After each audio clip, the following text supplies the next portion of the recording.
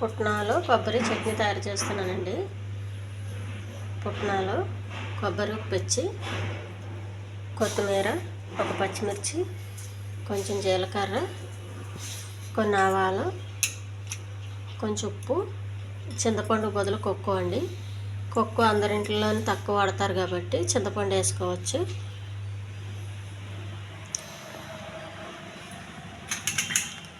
ముందుగా పెనం పెట్టానండి, వేడవుతుంది. కొద్దిగా జీలకర్ర, కొన్ని ఆవాలు,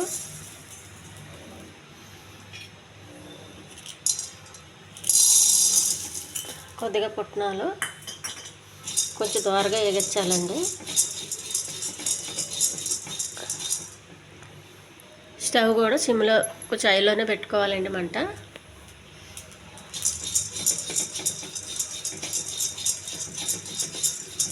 కొంచెం దోరగా వేగించిన తర్వాత ఒక ప్లేట్లో వేసుకోవాలి, చల్లారనివ్వాలి. పుట్నాలు ఎక్కువగా మాడకూడదండి, మాడితే వాసన వచ్చేస్తాయి.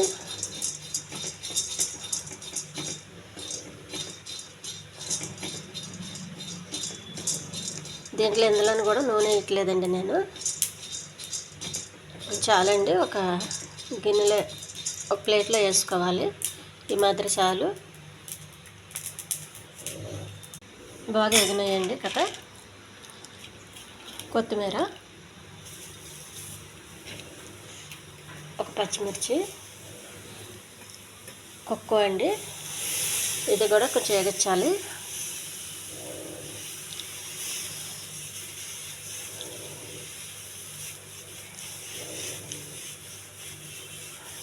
ఎక్కువగా ఏగే అవసరం లేదండి, స్టవ్ ఆపేయాలి. ఇవి కూడా తీసుకొని కొంచెం చల్లారనివ్వాలి.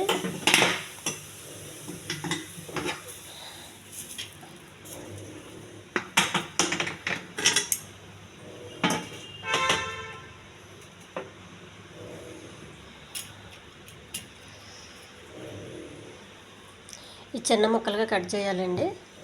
కొబ్బరి ఫస్ట్ మిక్స్ చేసుకోవాలండి, మెత్తగా చేయాలి. ఎందుకంటే పుట్నాలు మెత్తగా అయిపోతాయి. కొబ్బరి తొందరగా అవ్వదు కాబట్టి ఫస్ట్ కొబ్బరి వేసుకోవాలి. కొబ్బరి మిక్స్ అయిందండి, ఇవన్నీ వేసేయాలి ఇందులో. అండి, కొక్కో, కొత్తిమీర, కొంచెం ఉప్పు, కొద్దిగా వాటర్ వేసుకొని మళ్ళీ మిక్స్ చేయాలి. చట్నీ రెడీ అయిందండి, ఒక గిన్నెలోకి తీసుకోవాలి. ఈ చట్నీ చాలా టేస్ట్గా ఉంటుందండి. ఈ ఛానల్ నచ్చితే సబ్స్క్రైబ్ చేయండి, షేర్ చేయండి, లైక్ చేయండి, కామెంట్ చేయండి. ఇది చాలా హెల్తీ చట్నీ అండి. ఎందులో కూడా నేను ఆయిల్ వేయలేదు. ఇది అన్నంలో బాగుంటుందండి.